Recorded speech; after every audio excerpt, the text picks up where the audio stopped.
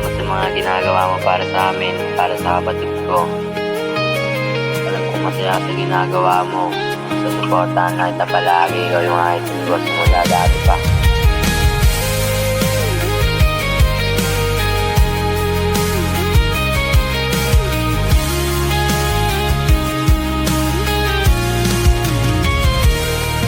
Ang Diyos ay nagpadala ng isang munting himala. Nang dumating kay parang ang lahat nagbago na bigla.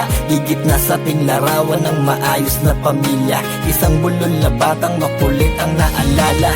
Hulyo 22 nang ikaw ay ipanganak. Ang mga luwas sa mata ay agarang pumata. Ang masilayang kap makalunggulo sa aking mga braso. Nagbigay sa aking pag-asa upang buhay ay mabago. Magsipag sa araw-araw at ang buhay umangat. Na kahit anong hilingin mo, bibigay ko yan lahat. Na palaking maayos ang aking palaging dasal. Na sana sa iyong paglaki ay gabayan ng may kapal. Ngayong malaki ka na at oras din na magtago. Lagi ka na kasing wala na miss na kitang kalaro. Yung dating sa aking pag-uwi, ikaw agad ang sasalubong. Pagkarga ko sa iyo, nagsisilbi ng pampatulog. Ngayon sa aking pag-uwi ay wala ka pa sa higaan. Pangamba sa isip ko at lungkot ay di matawaran. Anak, di ako galit at parte yan ng paglaki. Gusto ko lang sa iyong sabihin, mag-iingat ka palagi. Huwag kang maging mapusok at mapasok sa mga bisyo. Buhay ay hindi laro, kaya huwag mong gagawin biro. Marami pang parating sa'yo, alam ko yan anak. Kaya huwag kang padalos-dalos at sa isip itata. Kung dumating ang oras na kailanganin mo ako, nandito lang lagi si Daddy. Hanggang makinig sa'yo, palagi naiintindi. Kahit ano man ang mangyari sa pagmamahal ko sa iyo, walang makakabali. Dumating man ang oras na mawala na ako kunin. Sana'y itanim sa puso't isip mo ang aking bilin. At huwag mong pababayaan lang yung mga kapatid. Mahaba pang lalakbayin, pilitin mo sanang maikawin anak.